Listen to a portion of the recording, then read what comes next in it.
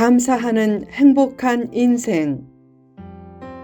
시편 145편 10절에서 21절 말씀. 늘 만족하고 감사하라. 어느 날 한 사람이 소원 성취를 위해 간절히 기도하자 하나님이 말씀했다. 한 가지 소원만 들어줄 테니 말해봐라. 그가 기뻐하며 한 가지 소원을 말하려는데 막상 뭘 구해야 할지 몰라서 친구들의 조언을 구했다.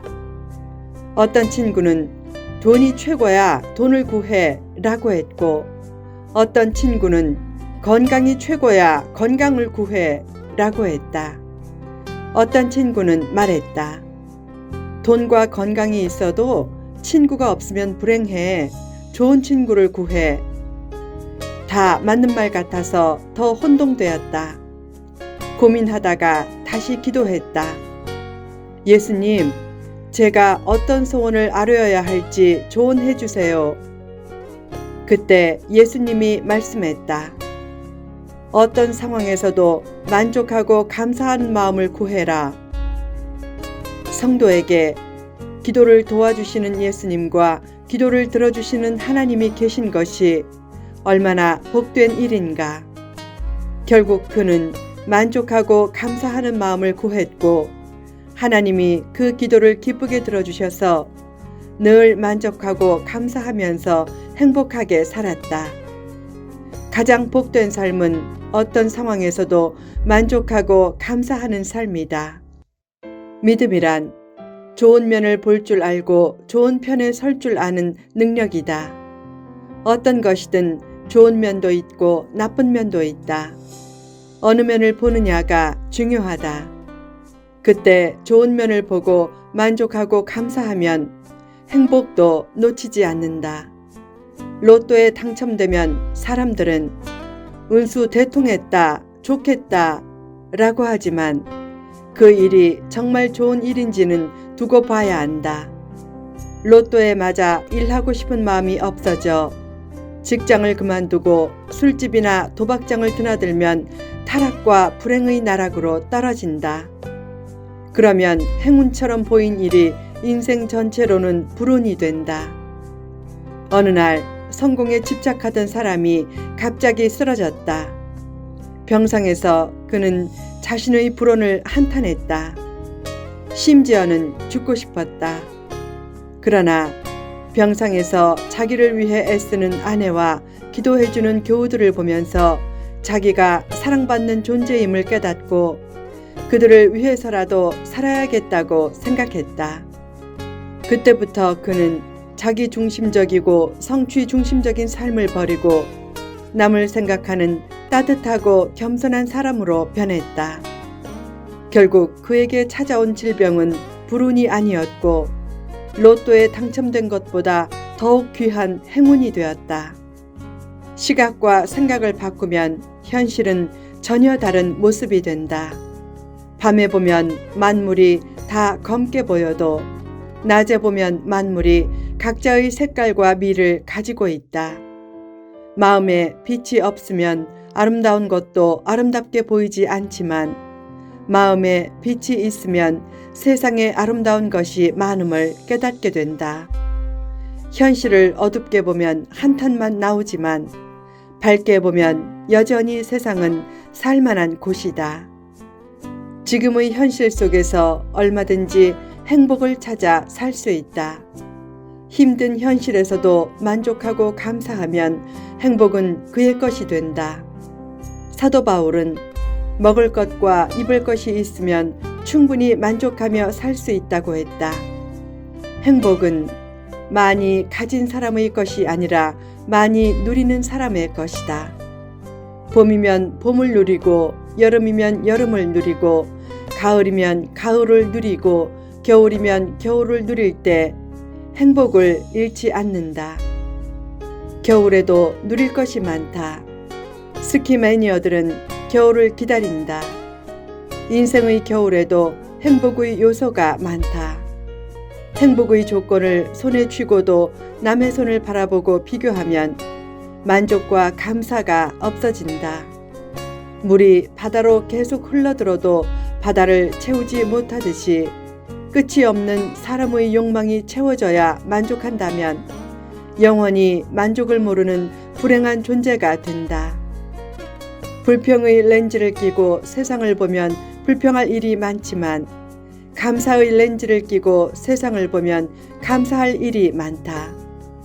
감사의 렌즈를 끼고 보는 사람이 행복한 사람이다. 감사가 넘치면 세상은 하나님의 은혜가 넘치는 곳이 된다. 똑같은 현실에서 불평하기보다 감사해야 행복을 얻는다. 그때 자신 때문에 남도 행복해지고 가정과 세상에도 평화가 넘치게 된다.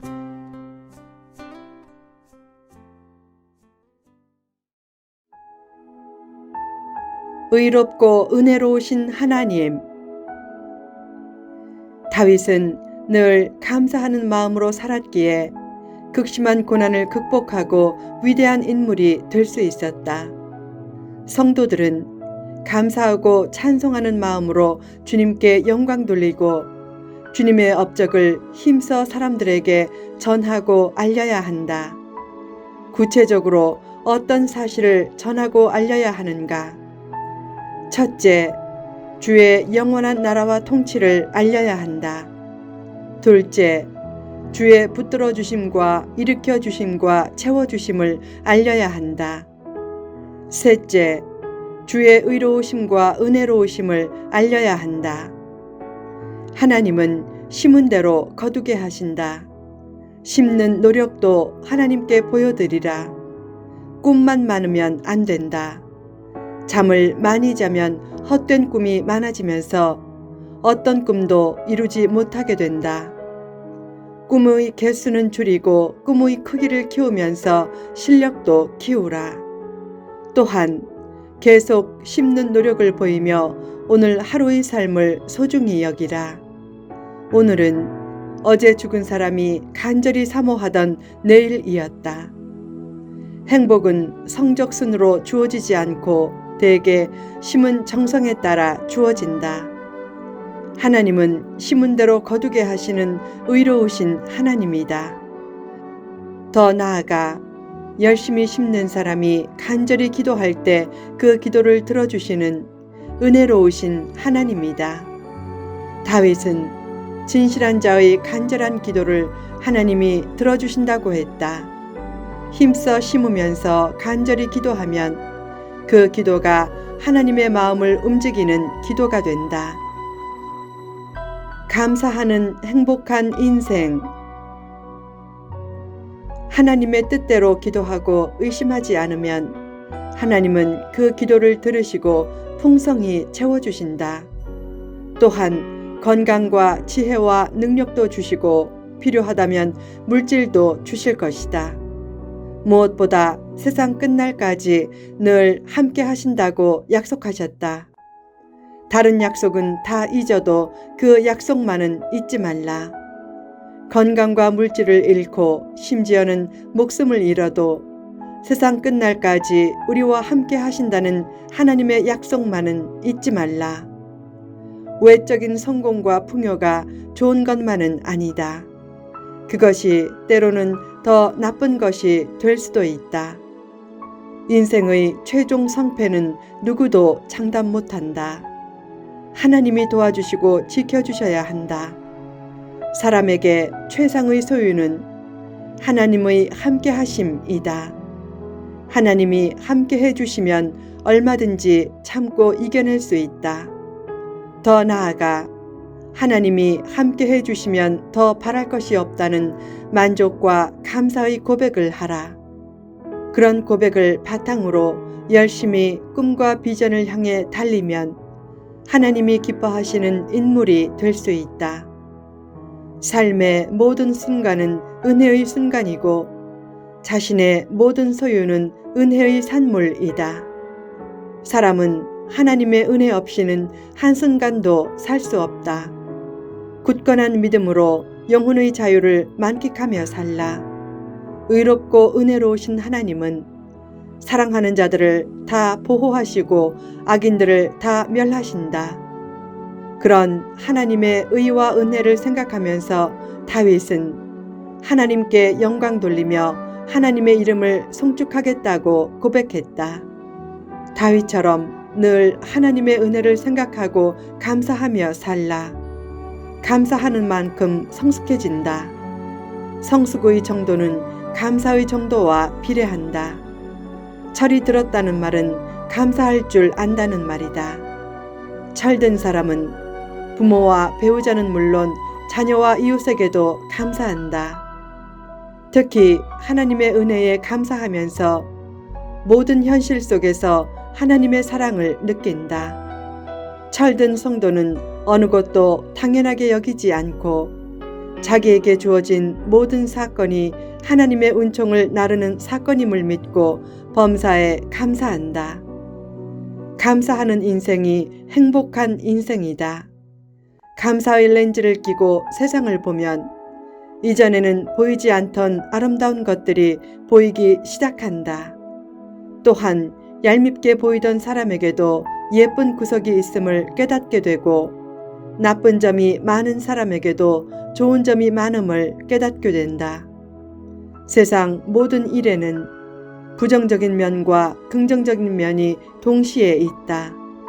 그때 긍정적인 면으로 돌아서서 그 면을 보고 감사하면 삶은 더욱 따뜻해지고 풍성해질 것이다.